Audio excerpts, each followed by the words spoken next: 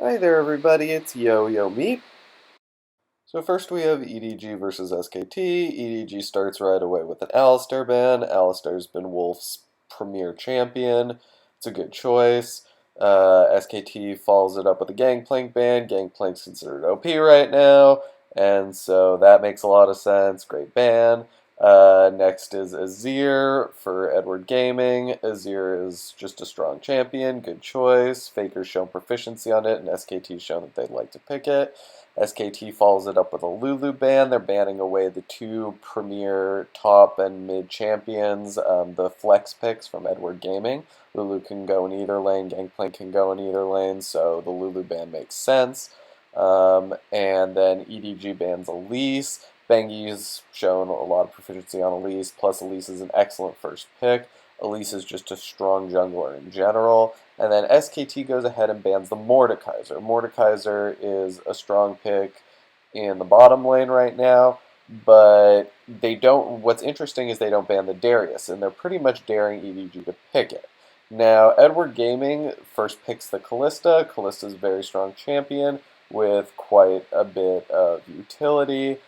Not quite as strong in the late game necessarily, but still a very strong champion. Now, SKT here actually goes ahead and locks in the Braum and the Rek'Sai.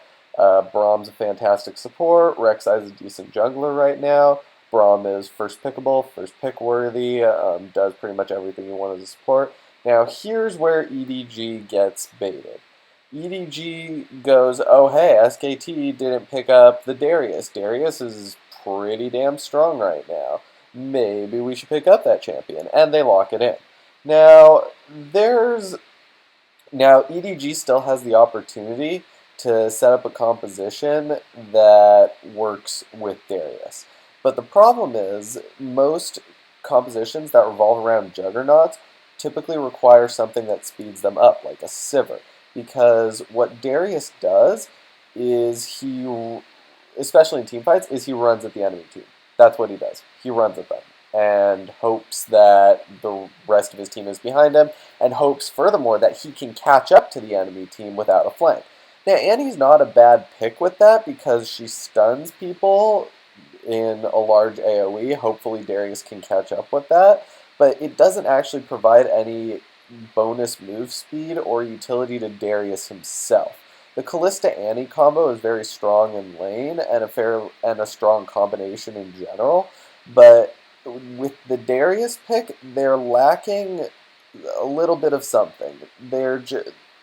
Furthermore, SKT has the opportunity to pick a composition against that, and it's actually really hard to engage into a Braum. Braum is just he's just going to stand in front of whatever squishies SKT picks up, and just nothing's going to get through it. And he can just proc his passive, stun them, and Darius will never do anything.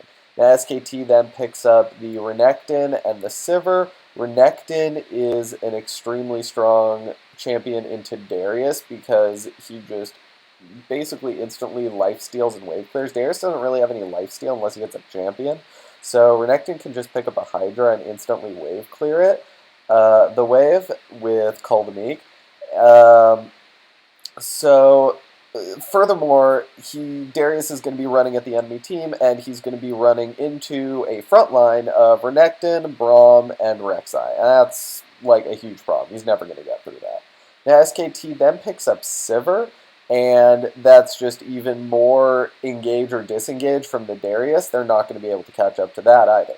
Now, Edward Gaming goes, oh hey, they have a Sivir, they're going to be looking to run away, they're not going to have that much mobility, we should catch up people with a Jarvan.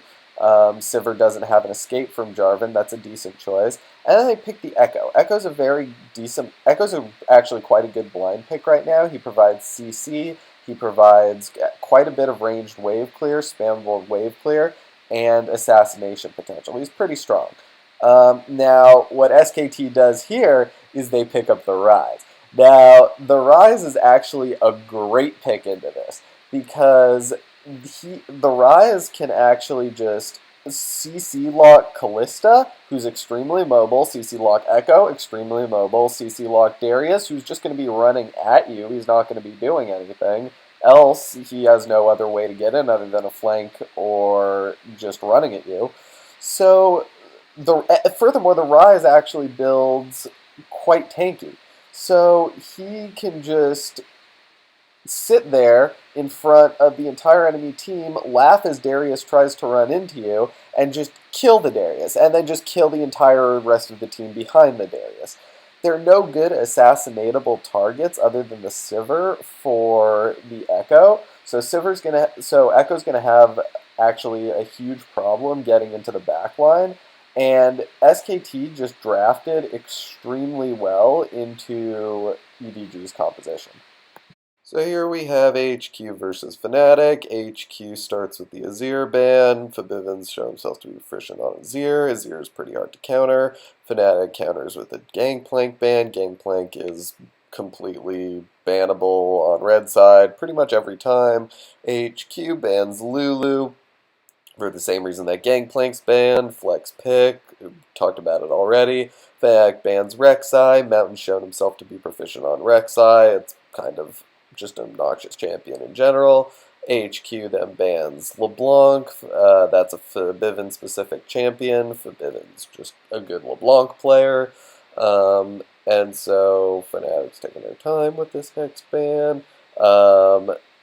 Mordekaiser is then banned by Fnatic. Mordekaiser is strong in this patch. We've already discussed that in the last bans. HQ first picks Elise. Elise is a very strong jungler right now. First pickable, no obvious weaknesses. Fnatic then takes a bit of time with their picks. The Rengar hovers pretty troll. So Elise is just a pretty strong jungler at the moment because she can do pretty much everything. She can tower dive really easily by switching aggro with repel. She has cocoon for long range pick and engage. She has percent base damage on her venomous bite and her other Q ability, neurotoxin. And she's just really strong. So Fnatic actually falls into the trap here. They go, oh hey, Darius is left open. That's an OP champion. Let's pick it. And they first pick Darius. Now they try and complement this with a Sivir. Sivir and Darius should go together like bread and butter, because Darius's only way of engage is to run an enemy team or flank them. Sivir really helps that with On the Hunt, and they can come together and just rush enemy teams, just zerg them. But the problem is AHQ now knows exactly what they're picking into. That Fnatic composition is very Fnatic. They've run this before in the EU LCS where they pick Sivir, they pick some other champion like Olaf, they pick Darius. Typically they've picked Jace in the mid lane, but in this case they're doing Darius and Sivir, and then they just run at people. That gives AHQ the opportunity to just straight up counter it. Now, they pick the Gnar because Gnar is a fairly good matchup against Darius. Gnar can just Q at a safe distance, farm at a safe distance. Once Gnar gets a frozen mallet, it's pretty much impossible for Darius to really do anything unless Darius lands multiple Qs on the Gnar. It's just incredibly difficult. And then HQ picks up a Jinx. The Jinxes could be a little bit dangerous because Fnatic is looking for a Zerg composition, a rush composition, and Jinx is fully capable of getting rushed like that.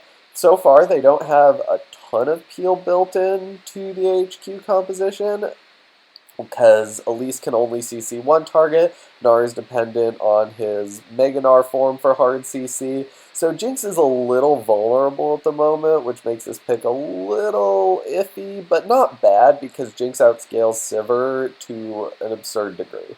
Now, then Fnatic goes ahead and picks Olaf, the run fast comp, the Zerg comp, the I kill your backline comp. They added Annie for that hard CC that we've been looking for, and this composition is actually looking reminiscent of EDG's comp that they picked last game without the Olaf, without the Olaf and the Sivir.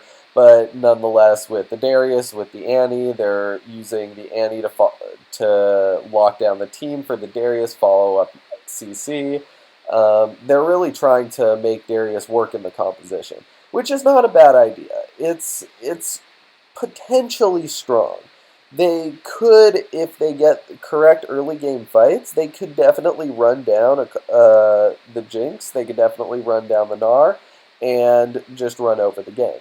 Now, Westdoor picks his Fizz. He blind picks it, doesn't care what he picks it into. He'll be effective on it no matter what, probably, hopefully.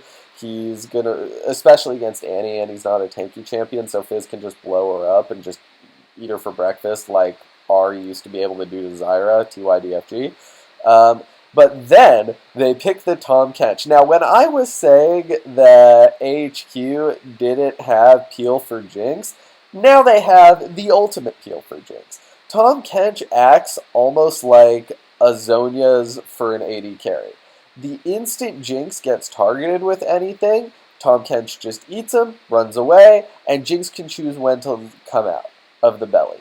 It's such a good peel technique, and HQ has 3 other champions that are going to be providing frontline, that are going to be going in, that are going to be creating chaos. All that needs to happen is that Jinx needs some way to outlast whatever damage is being dealt to the rest of the team and just sit there, wait for a minute, outlast the Zerg comp, outlast the Sivir, and then go back in and just clean up the entire fight. Now, Fnatic picks the Orianna at the end as sort of to tie the composition in together. It provides teamfight utility. It's really strong, especially against immobile AD carries like Jinx. If you can hit your ultimate, it almost one-shots them, if not one-shots them. And it's a decent Zerg comp from Fnatic.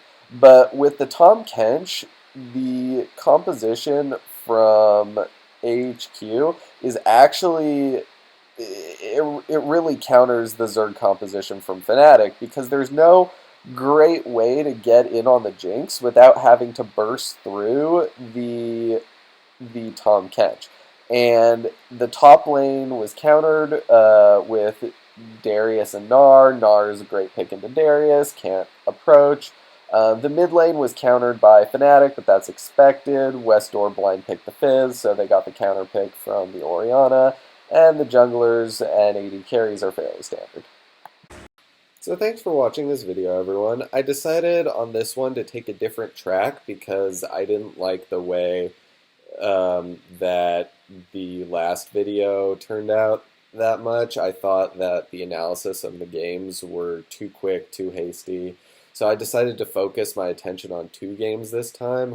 Spent about, 6 minutes on each. I thought that might be a better position. I tried to pick 2 of the big games that happened. The EDG versus SKT game was the marquee matchup of today, and the AHQ versus Fnatic game was the big upset, so I thought I'd talk a little bit about the different compositions and the pick ban phases, hopefully go into a little more in depth than I did with my last video. If you enjoy it, please don't hesitate to comment below. Criticism is welcome, and thanks so much. I'll see you next time.